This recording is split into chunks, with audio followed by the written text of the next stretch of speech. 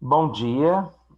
Então hoje nós vamos fazer aí um retrato histórico aí da história da indústria e do trabalho no Brasil, com foco na questão do trabalho e dos trabalhadores, tá? Então vamos ver o que aconteceu na indústria e o que aconteceu no trabalho no Brasil nos últimos anos, observando assim a história como um todo, né?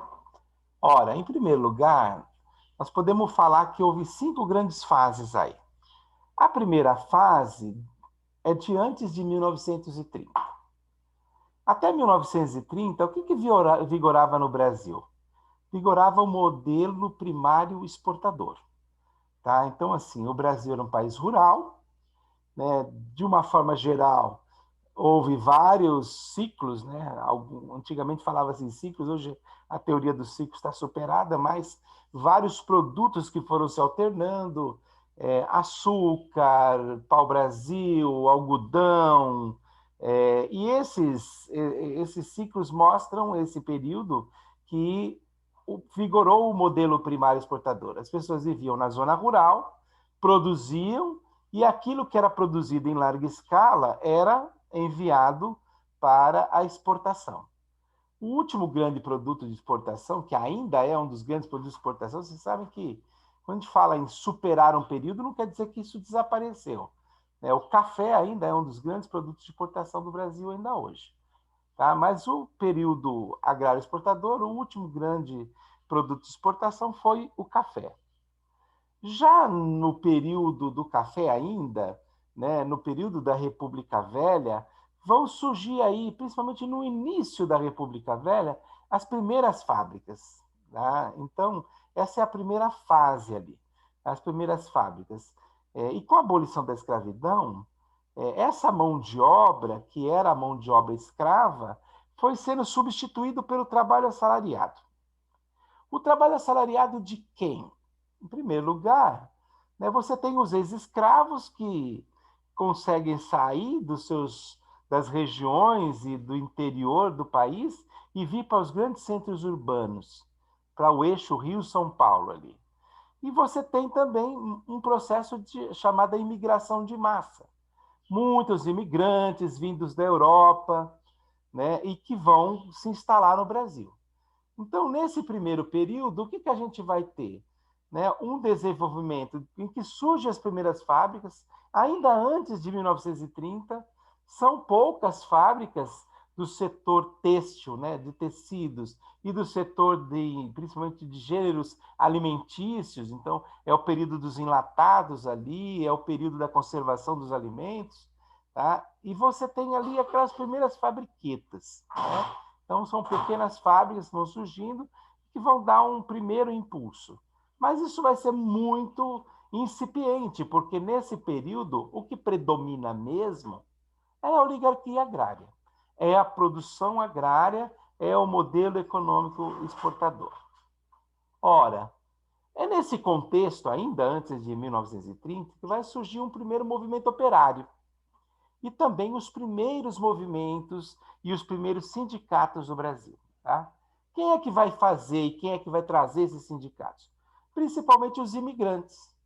Porque os imigrantes vêm da Europa e eles têm uma tradição de movimento sindical, uma tradição de movimento operário. Então, eles trazem da Itália, eles trazem dos lugares de origem, da Espanha, algumas das suas experiências. E lá nesses lugares, vocês têm experiências já bastante significativas. E aí surgem as primeiras formas de organização sindical, que ainda são as chamadas sociedades de auxílio mútuo.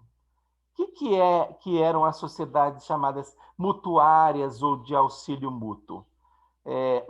Havia muito desemprego nesse período também, muitas vezes as pessoas não conseguiam se organizar, e a pessoa que tinha trabalhado e que era demitido, ele não tinha muito como sobreviver.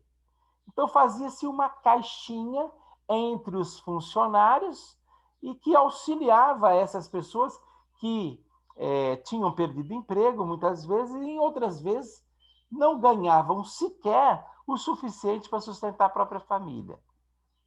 Depois são criadas aí as uniões operárias, os chamados círculos operários, e surgem também os sindicatos. Sindicatos que nesse momento vão surgir com ideologias anarquistas, socialistas, principalmente que são trazidas da Europa. Tá? Então, é toda uma visão, né, do anarquismo, do socialismo, que são teorias políticas que estão em voga ali na Europa, que são trazidos pelos trabalhadores aqui que se organizam nas fábricas. Depois, mais tarde, vai surgir também o trabalhismo, que é uma característica mais brasileira aí, e é uma outra concepção um pouco mais conservadora, mas que também vai dar um norte para alguns sindicatos que vocês vão ver que só vão surgir depois de 1930. Ora, é nessa fase ainda em que surge aí a primeira greve geral da história. Isso vai acontecer em 1917, tá? Ela é organizada pelos anarquistas. Olha que coisa curiosa, né? Quase não temos anarquistas mais, nem no Brasil, nem no mundo. Né? Mas nessa fase aí, o anarquismo era uma ideologia política que estava crescendo muito. A perspectiva do anarquismo é a da extinção do Estado. Os anarquistas são aqueles que defendem, né, que os trabalhadores podem se auto-organizar. Né? É uma ideia bastante utópica, né, bonita por princípio, né? Você ter uma sociedade sem Estado, tá? E é a partir dessa perspectiva que vai surgir o movimento operário, e ele vai se fortalecer naquele momento nessa perspectiva.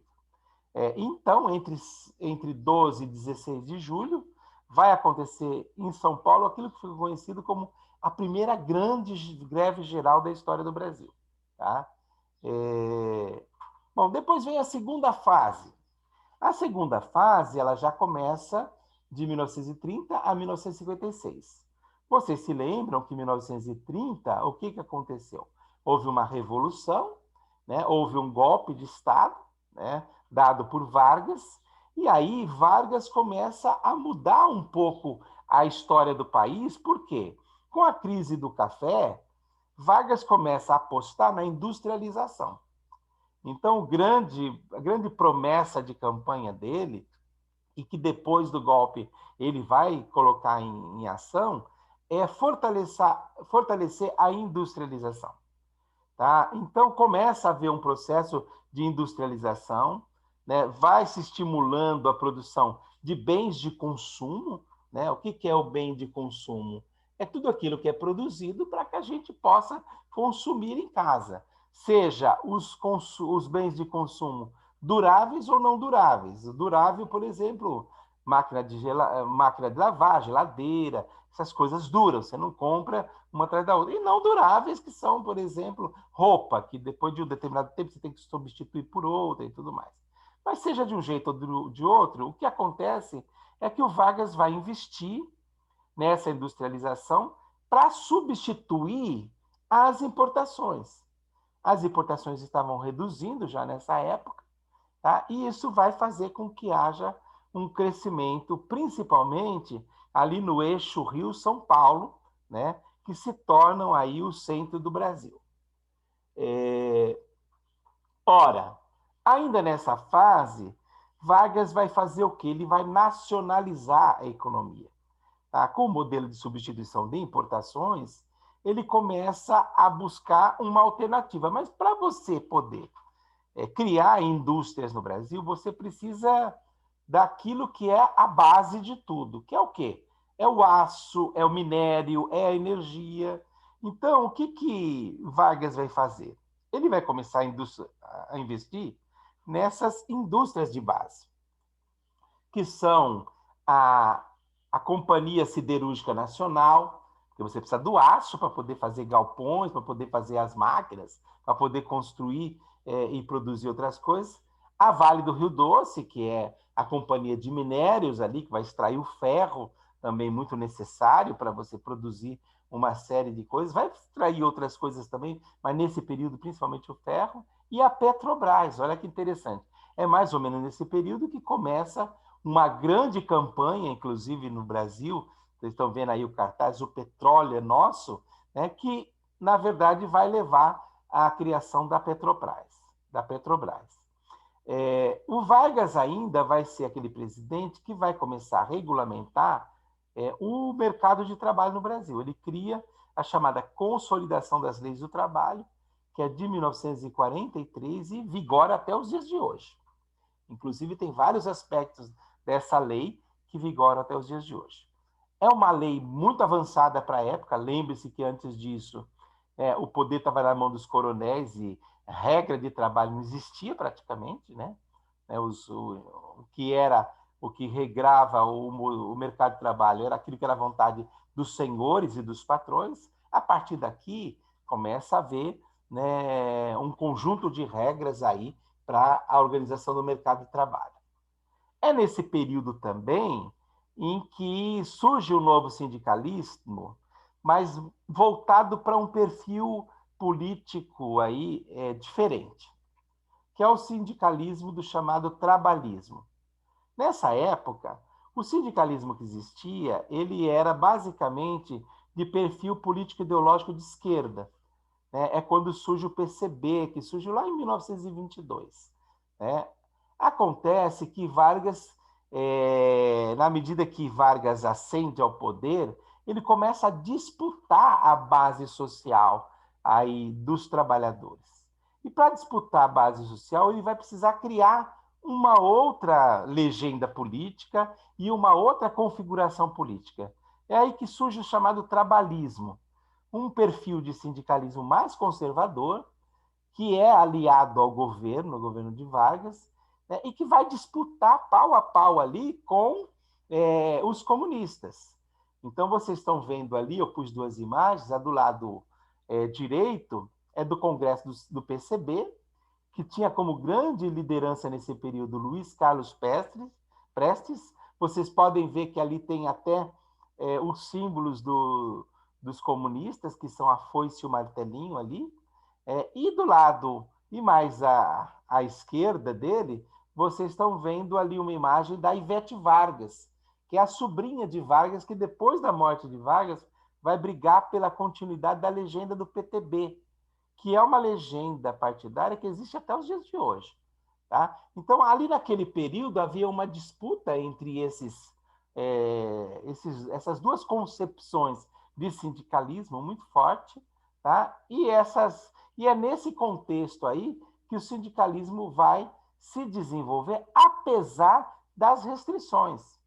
Por quê? Em 1937, Vargas dá um golpe de Estado, um alto golpe, e aumenta o seu poder. E começa o período da ditadura. E no período de ditadura, você sabe que a liberdade dos trabalhadores não é tão grande assim. Ainda assim, nessa fase de 1930 até 1956, Vargas vai criar o Ministério do Trabalho, tá? Vai regulamentar os sindicatos, mas os sindicatos agora com controle do Estado, e vai criar uma série de medidas. Entre elas, eu já havia falado da CLT, como, por exemplo, a carteira de trabalho. Tá? A carteira de trabalho, gente, foi uma grande inovação. Porque o que a carteira de trabalho significa? Significa que é um processo de formalização do trabalho. E a formalização do trabalho, ela tem por objetivo garantir alguns direitos para as pessoas. Então, naquela época, a pessoa que era contratada, ela era registrada em carteira, e esse registro dava garantia de algumas coisas, como o salário mínimo, não podia ter um salário menor do que aquele que estava estabelecido em lei, a questão do direito de fundo de garantia. Então, quando ele era demitido, então, era um fundo criado com parte do salário dele e parte também das rendas do empregador, que depois ele poderia retirar. Então, muita gente comprou uma casinha, investiu em alguns bens de consumo duráveis ali naquela época, por conta do fundo de garantia, e principalmente a questão da aposentadoria, que surge ali a ideia de aposentadoria. Vai começar a criar-se aí uma lógica de previdência social. Vejam que a carteira de trabalho é carteira de trabalho de previdência social. Porque a grande questão era essa, ela consistia em garantir uma previdência social, que significa que o trabalhador, depois de algum tempo de trabalho, ele poderia se aposentar e continuar recebendo uma aposentadoria. Isso foi uma grande inovação da época, e por essas razões é que o Getúlio Vargas, apesar de ter governado também com mão de ferro, ele foi um ditador, principalmente num bom período, boa parte do período que ele governou, ele foi visto como o pai dos pobres, o pai dos trabalhadores, porque uma série de iniciativas que até então não existiam foram sendo colocadas. Ainda assim, né, o período aí foi um período marcado por intensas greves, por muita luta sindical, tá? E nos anos 40, esse movimento volta a ganhar força, né? Mesmo que com todas as leis restritivas ali impostas por Vargas, né? Porque Vargas, se por um lado ele dá com uma mão, ele tira com a outra, né? Ele amplia os direitos trabalhistas, mas ao mesmo tempo ele controla os sindicatos e tenta impedir que haja greves, que haja mobilizações populares, tá? Mesmo assim, esse movimento cresce. A terceira fase, ela vai de 56 a 64. E ela é uma fase muito interessante, que é a fase do governo de Juscelino Kubitschek. Juscelino, ele começa um processo de internacionalização da economia. Ele vai abrir o espaço para a entrada das multinacionais e para a entrada de capitais estrangeiros. Então, empresas como Coca-Cola, ou mesmo Carrefour, né, e outras, General Motors, né, Philco, essas empresas começam a ter uma entrada no país, principalmente a indústria automobilística. Então, um período de grande desenvolvimento da indústria automobilística. O Juscelino ele é conhecido por conta da criação, da popularização, vocês devem estar lembrados, do Fusca. Né? Nesse período, a Volkswagen teve uma presença muito significativa ali no ABC Paulista, e por conta disso surge aí e se desenvolve essa indústria. Então, o símbolo do Fusquinha ali, do Juscelino, ele tem a ver com esse momento de internacionalização da economia. E aí o Juscelino ele vai criar um tripé. De um lado vai ter o capital estatal, que já tinha sido iniciado com Vargas, que são as chamadas indústrias de base, a siderurgia, o petróleo. Você vai ter investimentos que o governo vai fazer na área de comunicação, de energia, nos transportes, então abre-se as estradas, e vai ter o capital privado. E vai ter uma coisa interessante, o capital privado nacional, ele vai produzir bens de consumo não duráveis, que são instalações mais baratas, fábricas de calçados, de roupas, de alimentos, né? Esses são os consumos, os bens de consumo não duráveis. E o capital internacional, que tem mais investimento, mais dinheiro, vai investir em bens de consumo duráveis.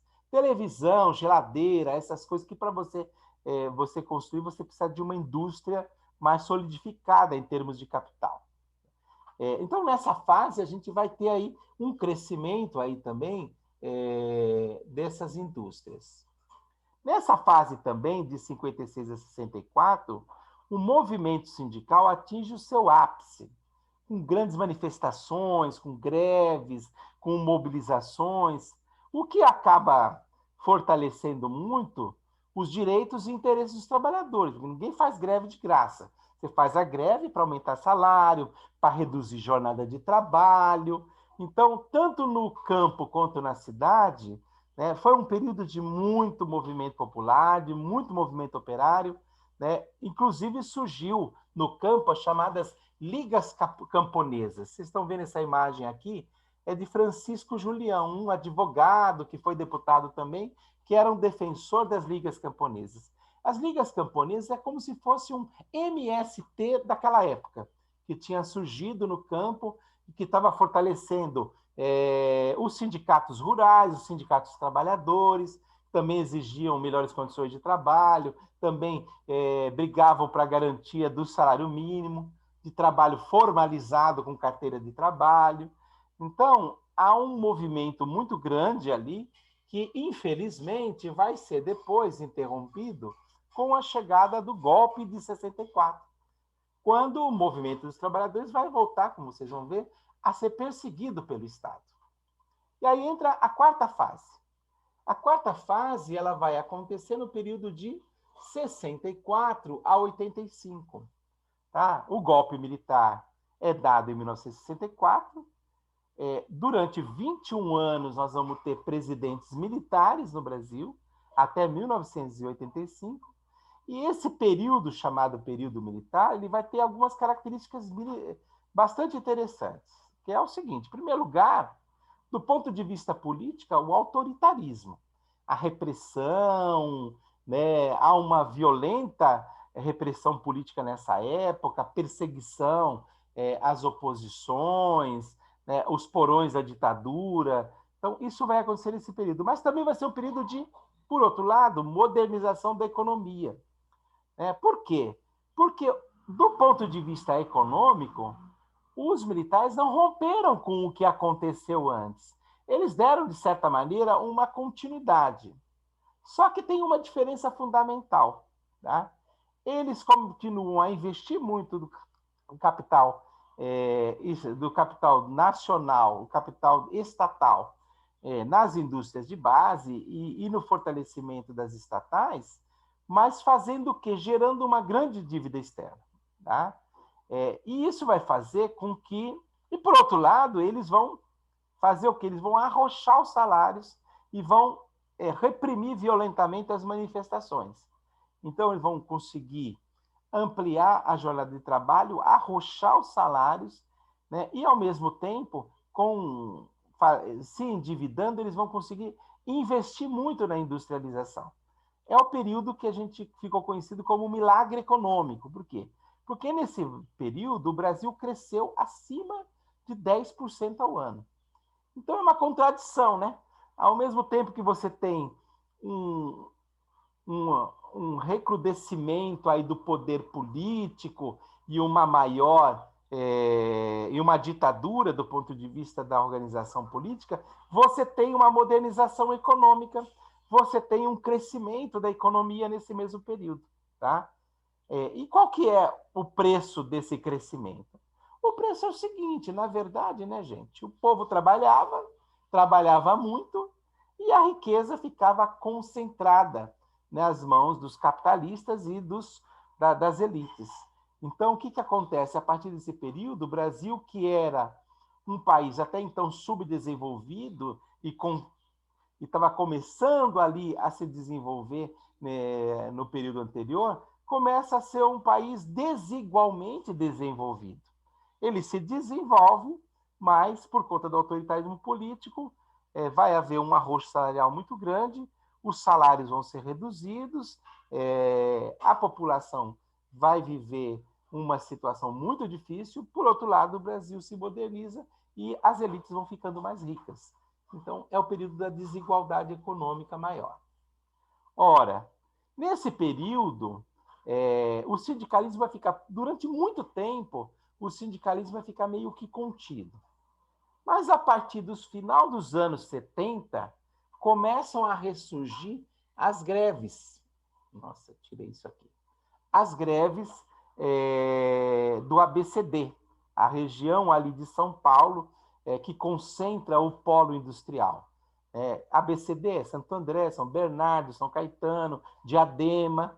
Tá? E isso tudo vai intensificar o movimento operário. Tá? O movimento operário vai crescer, né, e vai surgir novos protagonistas no cenário político, como a Central Única dos Trabalhadores, que vai ser uma central que vai organizar vários sindicatos, e o Partido dos Trabalhadores também. E a figura extraordinária do Luiz Inácio Lula da Silva, que naquele momento vai surgir como presidente do Sindicato dos Metalúrgicos de São Bernardo do Campo, e que vai mudar a cena política do Brasil. Por quê? Porque isso vai ter um papel muito importante, porque isso vai levar os trabalhadores a participarem do chamado movimento das diretas já. Então, para lutar pelo direito de direta já e o fim da ditadura militar. Ora, é exatamente isso que vai dar origem à quinta fase que a gente fala aí, de 1988 aos dias atuais.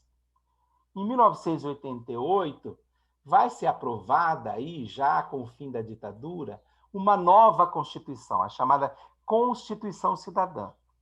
E, a partir daí, o Brasil começou a ensaiar um novo ciclo de desenvolvimento econômico no mundo do trabalho, com ampliação dos direitos sociais, dos direitos trabalhistas. Então, surge a licença maternidade, a jornada é reduzida para 44 horas semanais, desculpe. Surgem várias outras leis relativas à Seguridade Social, quer dizer, todo um capítulo da Seguridade Social vai surgir dentro da nova Constituição. Tá? Então, há um processo de avanço lento, mas bastante significativo, que vai surgir com a Constituição de 88. Mas a crítica que se pode fazer é que, apesar disso, muitos desses avanços que estão na Constituição, na prática, não se veem ali. Né? Afinal de contas, né, a sociedade não muda assim num estalo de dedos porque se aprovou uma nova Constituição.